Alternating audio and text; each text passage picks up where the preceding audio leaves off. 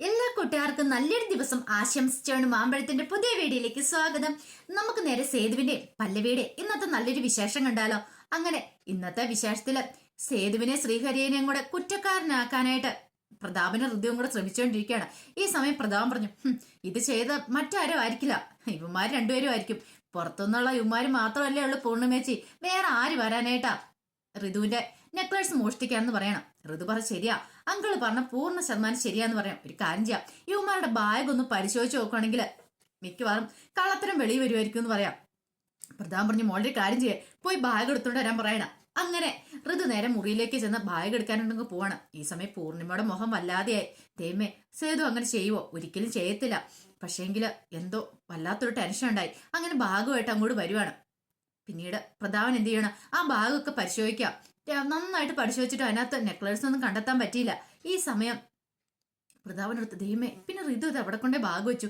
ശ്രീഹരി പെട്ടെന്ന് പറഞ്ഞു, ബാഗൊക്കെ പരിശോധിച്ച് കഴിഞ്ഞില്ലല്ലേ, അതിനകത്തുനിന്ന് വല്ലതും കിട്ടിയോന്ന് ചോദിക്കുക.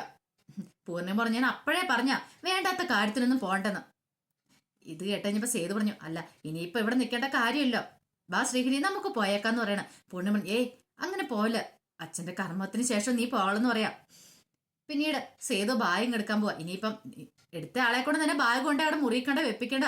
ഇനിയിപ്പം ഞാൻ ആ മര്യാദ കാണിക്കാൻ പോവാ, ഞാൻ തന്നെ കൊണ്ടേ വെച്ചോളാം. ഇനിയിപ്പൊ ഇത് ചുമന്നുകൊണ്ട് ആരും അങ്ങോട്ട് പോകണ്ടെന്ന് പറഞ്ഞിട്ട് ആ ബാഗ് ഇങ്ങോട്ട് പോയി എടുക്കുകയാണ്. അപ്പോഴാണ് അതിനകത്ത് ആ നെക്ലേഴ്സ് അങ്ങോട്ട് ചാടുന്നത്. നെക്ലേഴ്സ് താഴെ വീണെന്ന് പ്രതാപനും ഋതു പരസ്പരം നോക്കി. പ്രതാപൻ പറഞ്ഞു, ഞാൻ അപ്പോഴേ പറഞ്ഞില്ലേ യുമാരാ നെക്ലേഴ്സ് എടുത്തുന്നത്, ഇപ്പൊ കണ്ടില്ലേ തൊണ്ടി മുതൽ താഴെ ചാടിയത് കണ്ടോന്ന് പറയണം. പെട്ടെന്ന് ഋതു ആ നെക്ലേഴ്സ് പോയി ഓടിയെടുത്തു. ഞാൻ അപ്പോഴേ പറഞ്ഞില്ല അമ്മേ, എന്നിട്ട് അമ്മ വിശ്വസിച്ചോ? ഇപ്പൊ എങ്ങനെയുണ്ട്? ആ നെക്ലേഴ്സ് ഉണ്ടോ, ചാടിയത് ഉണ്ടോ? പോലീസിനെ വിളിക്കുക, പോലീസിനെ വിളിച്ചിട്ട് ഇപ്പൊ തന്നെ ഇവന്മാരെ അകത്താക്കണം എന്ന് പറയാം.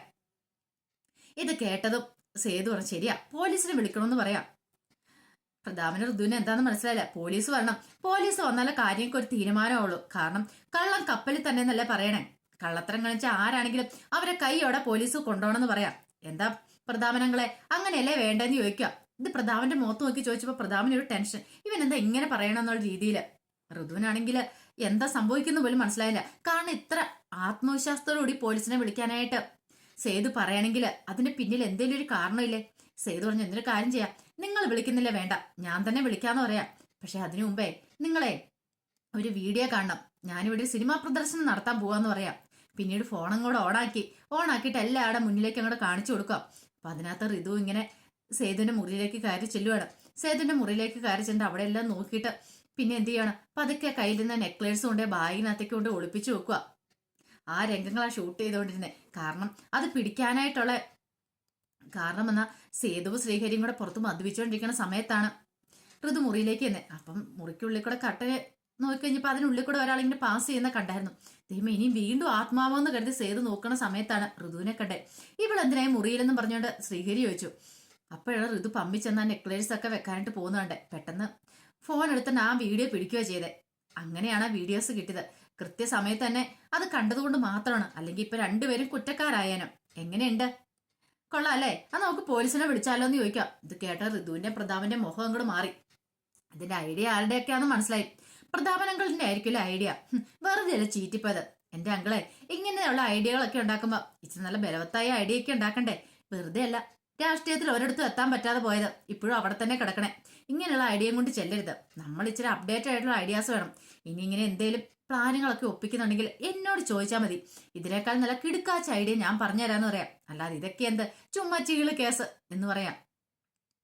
പ്രതാപന് ഋതുവിനും ഒന്നും മിണ്ടാൻ പറ്റാതെ ഈ സമയത്ത് സേതു പറഞ്ഞു, ഇനിയിപ്പൊ ഞങ്ങൾക്ക് അകത്തേക്ക് പോകാലല്ലേന്ന് ചോദിക്കാം. ശ്രീഹരി പറഞ്ഞു, ഇങ്ങനെയാണ് പോണെന്ന് എനിക്ക് ഒരു നിർബന്ധമില്ല, ഇന്ന് ഇങ്ങനെയാണ്, നാളെ മിക്കവാറും നമ്മൾ ഇവിടെ നിന്ന് പുറത്താക്കട്ടെ, എന്ത് കുതന്ത്രം പ്രയോഗിക്കുമെന്ന് പറയാം. സേതു പറഞ്ഞു, പ്രയോഗിക്കട്ടാ, എന്തൊക്കെ വേണേലും പ്രയോഗിക്കട്ടെ, കുറച്ച് ദിവസത്തെ കാര്യമല്ലേ ഉള്ളെന്ന് പറയാണ്. ഈ സമയത്ത് പൂർണ്ണിമ എന്നിട്ട് കാരണം തീർത്ത് ഒറ്റ എണ്ണം ഋതുവിന്റെ കൊടുക്കുകയാണ്. അപ്പൊ നീയായിരുന്നല്ലേ ഇതിന്റെ എല്ലാം പിന്നില്. ദേ ഒരു കാര്യം ഞാൻ പറഞ്ഞേക്കാം, മേലെ ഇനി ആവർത്തിച്ചുണ്ടെങ്കിൽ ഉണ്ടല്ലോ എന്ന് പറയണം. പിന്നീട് പ്രതാപനും താക്കീത് കൊടുക്കുക.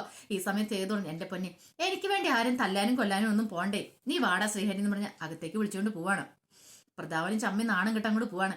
ഈ സമയം ഋതുവിന്റെ അടുത്ത് പൂർണ്ണിമ പറഞ്ഞു, അതെ നിന്നെ കുറിച്ച് ഞാൻ ഇങ്ങനെയൊന്നും പ്രതീക്ഷിച്ചില്ലെന്ന് പറഞ്ഞിട്ട് ദേഷ്യപ്പെട്ട് അങ്ങ് കയറി പോവാ. ഋതുവിന് സഹിച്ചില്ല. അച്ചു പറഞ്ഞു, എന്നാലും ഇത് കുറച്ച് കടന്ന കൈയായി പോയിട്ടോ, ഇതിന്റെ ആവശ്യമൊന്നും ഇല്ലായിരുന്നു ഋതു, നീ എന്ത് പരിപാടിയൊക്കെ കാണിച്ചേ, ആ നമ്മുടെ വലിയേട്ടനാ, ആ ഒരു ചിന്ത പോലും ഇല്ലായിരുന്നു ചോദിക്കാം. വലിയേട്ടൻ അതൊക്കെ നീ അങ്ങോട്ട് മനസ്സിൽ വെച്ചാൽ മതി, എനിക്ക് അയാളെ ഏട്ടനൊന്നും അല്ല എന്ന് പറയാം. ഈ സമയം അച്ചു പറഞ്ഞു, അതെ അയാളെ ഈ വീട്ടിൽ നിന്ന് അടിച്ചു പുറത്താക്കേണ്ട എന്റെ കൂടെ കാര്യമാണ് എന്നും പറഞ്ഞുകൊണ്ട് ചേച്ചി ഇങ്ങനത്തെ ഒരു കാര്യം നടത്തേണ്ട കാര്യമില്ലായിരുന്നു, അതും ഇതുപോലത്തെ ഒരു കള്ളത്തരം, അത് ഭയങ്കര മോശമായി പോയെന്ന് പറയണം. ഋതുവിന് ഇതുകൂടെ കേട്ടപ്പോൾ ദേഷ്യമായി. ഋതു പെട്ടെന്ന് പറഞ്ഞു, അയാളെ എന്തായാലും ഞാൻ പുറത്താക്കൂടുന്നു, കണ്ടോ ഈ കർമ്മം തീരുന്നതിന് മുമ്പ് അയാളെ ഞാൻ പുറത്താക്കൂന്ന് പറയാം. ഇത് കേട്ടോണ്ട് പൂർണ്ണിമ അങ്ങോട്ട് വന്നേ. പൂർണ്ണി പറഞ്ഞു, നീ പുറത്താക്കുവോ? അങ്ങനെ പുറത്താക്കാൻ പോവാണെങ്കിൽ ആദ്യം നീ ആയിരിക്കും ഇവിടുന്ന് പുറത്താൻ പോന്നെ, മനസ്സിലായാലോ? ഋതു പിന്നെ ഈ വീട്ടിലുണ്ടാവില്ലെന്ന് പറയണം. ഇത് പറഞ്ഞിട്ട് ദേഷ്യപ്പെട്ട് പൂർണ്ണിമ അങ്ങോട്ട് പോവാം. ഋതുവിന് എന്ത് ചെയ്യണമെന്ന് അറിയില്ല. പിന്നീട് പ്രധാൻ വീട്ടിലേക്ക് വന്ന് ആകെപ്പാടെ നാണം കെട്ടാ വന്നേ. പിന്നീട് അങ്ങോട്ട് മദ്യത്തിന്റെ സഹായം തേടുവാണ്. മദ്യവെച്ച് ലക്ക് കെട്ടിരിക്കുക. ഈ സമയം പത്മജ അങ്ങോട്ട് വന്നിട്ട് ചെന്താ വന്നപ്പോത്തോട് തുടങ്ങിയതാണെന്ന് പറയും. അതേടി വന്നപ്പോട്ട് തുടങ്ങിയതാ, ഞാൻ ആകെപ്പാടെ നാണം കിട്ടും അവന്റെ മുന്നിൽ എന്ന് പറയണം. അതാണോ കാര്യം?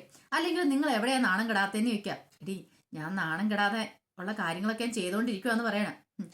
ആ ടെക്സ്റ്റൈൽ ഷോപ്പ് ഉണ്ടല്ലോ, പൂർണിമ ടെക്സ്റ്റൈൽസ്, അത് ഞാൻ അധികം വൈകാതെ തന്നെ ഞാൻ സ്വന്തമാക്കുമെന്ന് പറയാം. പിന്നെ ഇങ്ങനെ പറഞ്ഞോണ്ടിരുന്നാ മതി, പറഞ്ഞോണ്ടിരുന്നിട്ട് കാര്യമില്ല.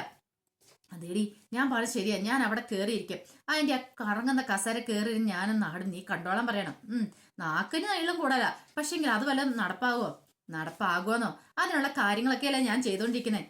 ഈ പ്രതാപൻ ആരാ നീക്ക് അറിയാൻ പോകുന്നുള്ളെന്ന് പറയണം. പിന്നീട് പ്രതാപന് നല്ല ദേഷ്യമായിരുന്നു. പ്രതാപൻ പത്മജിയോട് പറഞ്ഞു, നീ കണ്ടോ അധികം വൈകാതെ തന്നെ ഞാൻ സംഭവിക്കുമെന്ന് പറയണം. ഈ സമയത്ത് ഫുഡ് കഴിക്കാനായിട്ട് ശോഭ മധുവിനും പാറുവിനും പല്ലവിക്കെല്ലാം വിളമ്പാണ്. അപ്പൊ പല്ലവി മാത്രം അങ്ങോട്ട് വന്നില്ല. അപ്പൊ പാറു പറഞ്ഞു, അമ്മേ പെട്ടെന്നില്ല, എനിക്ക് നന്നായിട്ട് വിശക്കുന്നുണ്ട്. അതെ രാവിലെ നീയേ ഇങ്ങനെ ഫുഡ് കഴിക്കുന്ന രാത്രി നന്നായിട്ട് ഫുഡ് കഴിച്ചിട്ട് കിടക്കണം. രാവിലെ എഴുന്നേറ്റിട്ട് ഇങ്ങനെ വിശക്കുമെന്ന് പറഞ്ഞ് ഓടിപ്പഴിഞ്ഞിട്ട് കാര്യമില്ല. അതിങ്ങനെ രാത്രിയിലാണെങ്കിൽ ഇച്ചിരി കഴിക്കുള്ളൂ. അങ്ങോട്ട് സ്ലിം ബ്യൂട്ടി ആകാനുള്ള ശ്രമമല്ലേ, എന്നിട്ട് രാവിലെയോ അതിനോട് കൂട്ടി വെട്ടി വിഴുങ്ങുകയും ചെയ്യും. അമ്മേ വർത്താനം പറഞ്ഞോണ്ടിരിക്കുന്ന സമയമില്ല, ഇങ്ങോട്ട് ഇടാൻ പറയാണ്. പിന്നീട് ഒരു പ്ലേറ്റും കൂടെ എടുത്തു വെക്കുവാണ്. ഈ സമയമാണ് പല്ലവി ഓടി അങ്ങോട്ട് വരുന്നത്. അച്ഛാ കഴിക്കില്ല എന്ന് പറഞ്ഞുകൊണ്ട്. എന്താ മുടഞ്ഞു വെക്കാം, അച്ഛൻ മരുന്ന് കഴിച്ചോ? ഓഹ് ഇതായിരുന്നോ, ഞാൻ കരുതി വേറെ എന്തോ വലിയ കാര്യമായിരിക്കുന്നു. അതെ നീയും കൂടെ വന്നിരിക്കാൻ പറയണം. വേണ്ടമ്മേ, എനിക്കൊരു ജോലിയുടെ കാര്യത്തിന് ഇന്റർവ്യൂ ഉണ്ട്, അതിന് വേണ്ടി ആപ്ലിക്കേഷൻ അയക്കണമെന്ന് പറയാം. അത് മോളെ നീ ഇങ്ങനെ ജോലിയും കാര്യങ്ങളും ഒക്കെ ആയിട്ട് ഇവിടെ നിങ്ങൾ നിന്നാ മതിയോ? പിന്നെ ഞാൻ എന്ത് ചെയ്യാനാ? അത് കാര്യം ചെയ്യാം, നീ വേറെ എവിടെ വെച്ച് ദൂര സ്ഥലത്തേക്ക് ജോലി അന്വേഷിച്ചു പോകും, ഇവിടെ നിൽക്കണ്ടെന്ന് പറയാം. അതെന്തിനമ്മ ഞാനിവിടെ നിൽക്കണ്ടാത്തെ? അല്ല ഇന്ദ്രനോ അയാളെ പേടിച്ച് നമുക്ക് ജീവിക്കാൻ പറ്റുമോന്ന് ചോദിക്കുക. പാറുവും പറഞ്ഞു, അങ്ങനെ ചേച്ചി അയാളെ പേടിച്ച് പോകേണ്ട കാര്യമില്ല, ചേച്ചി ഇവിടെ നിൽക്കുക ചേച്ചെന്ന് പറയണം. അതെ പാറു നീ മിണ്ടായിരിക്കണോട്ടോന്ന് പറയാം. അതെ അയാൾ എന്തിനും ചെയ്യാത്തവനാ, അതുകൊണ്ടാണ് ഞാൻ മോളോട് പറയുന്നേ, മോൾ ഇനി ഇവിടെ നിൽക്കണ്ടെന്ന് പറഞ്ഞ്. എന്റെ അമ്മേ അങ്ങനെയൊന്നും പേടിച്ച് തല താഴ്ത്താനും ഞാൻ ഉദ്ദേശിച്ചിട്ടില്ല എന്ന് പറഞ്ഞിട്ട് പല്ലവി അങ്ങോട്ട് കയറിപ്പോയി. ഈ സമയം അത് പറഞ്ഞു, അവള് ഫുഡെങ്കിലും കഴിച്ചിട്ട് പോയാലും ഇവള് കാരണം അതും കൂടെ അവള് കഴിച്ചിട്ടില്ലോ എന്ന് പറയാണ്. അങ്ങനെ ശോഭയോട് ദേഷ്യപ്പെടുവാണ്. പിന്നീട് കാണിക്കുന്നത് ആകെപ്പാടെ ടെൻഷൻ അടിച്ച് പല്ലവി ഇരിക്കുക. പല്ലവിക്ക് എന്ത് ചെയ്യണമെന്ന് അറിയത്തില്ല. ഒരു ജോലി ഉണ്ടെങ്കിൽ ഇത്ര പ്രശ്നമൊന്നുമില്ല, പക്ഷെങ്കിൽ ഒരു ജോലിയും കൂടി ഇല്ല. പിന്നെ മുന്നോട്ട് ഇനിയിപ്പോൾ പോണെങ്കിൽ എത്രയും പെട്ടെന്ന് ഒരു ജോലി കൂടിയേ തരുള്ളൂ. ജോലി ഇല്ലാതെ തനിക്കിനി മുന്നോട്ടൊരു പോക്കില്ലാന്ന് പല്ലവിക്ക് മനസ്സിലായി. ഈ സമയത്താണ് രാജലക്ഷ്മിയുടെ അരിയിലേക്ക് ഒരു പെണ്ണെത്തുന്നത്. കാരണം അവൾ അങ്ങോട്ട് അകത്തേക്ക് കയറി ചെല്ലുവാണ്. അങ്ങനെ അവളെ കണ്ടത് രാജലക്ഷ്മി ഇറങ്ങി വന്നിട്ട് ചോദിച്ചു, എന്താ മനീഷ എന്ന് ചോദിക്കണം. അതെ എനിക്ക് ഇന്ദ്രനെ ഒന്ന് കാണണമെന്ന് പറയാം. ഇന്ദ്രനെ ഇപ്പൊ നീ കാണാൻ പറ്റിയ മൂഡിലല്ല എന്ന് പറയുന്നവന്. അതെന്താ? അല്ല അവന്റെ ദാമ്പത്യ ജീവിതമൊക്കെ തകർന്നുകൊണ്ട് ആകെ പടം തകർന്ന് തരിപ്പണമായിട്ടിരിക്കുക. എന്ത് പറയാനാ, നീ എല്ലായിരുന്നു ഈ വീട്ടിലേക്ക് മരുമോളായിട്ട് കയറി വരണ്ടേ? വേറെ ചിലരൊക്കെ വന്നതിന് ശേഷം അവന്റെ ജീവൻ തകർന്ന് തരിപ്പണമായി പോയി മോളെ. ഇനിയിപ്പൊ പറഞ്ഞിട്ടൊന്നും ഒരു കാര്യമില്ല, എന്ത് ചെയ്യാനാന്ന് ചോദിക്കാം. സാരമില്ല, പക്ഷെ എനിക്ക് ഇന്ദ്രനോട് കുറച്ച് കാര്യങ്ങൾ സംസാരിക്കാനുണ്ട്. കാരണം എനിക്ക് അവന്റെ ജീവിതത്തിലേക്ക് ഇനിയും കടന്നു വരാൻ സമ്മതമാണ്, എനിക്ക് അവന് വിവാഹം കഴിക്കാൻ സമ്മതമാണെന്ന് പറയാം. ഇത് കേട്ട ഞെട്ടിത്തരിച്ച് രാജലക്ഷ്മി നിൽക്കുകയാണ്. അപ്പൊ അതിന്റെ വിശേഷങ്ങളൊക്കെയാണ് നമ്മൾ കണ്ടത്. ഇതിന്റെ ബാക്കി വിശേഷങ്ങളുമായിട്ട് വൈകുന്നേരത്തെ പ്രൊമോയി വരാട്ടോ. അപ്പൊ ഇന്ന് കുറച്ച് താമസിച്ചു കേട്ടോ വിശേഷങ്ങളൊക്കെ അപ്ലോഡ് ചെയ്യാനായിട്ട്. അപ്പൊ കുറച്ച് തിരക്കായി പോയതുകൊണ്ട് കേട്ടോ. നാളെ മുതൽ കൃത്യസമയത്തിന് വിശേഷങ്ങളൊക്കെ അപ്ലോഡ് ചെയ്യാട്ടോ. അപ്പൊ എല്ലാവർക്കും ഒരിക്കൽ കൂടി നല്ലൊരു ദിവസം ആശംസിച്ചു നിർത്തുന്നു. നന്ദി.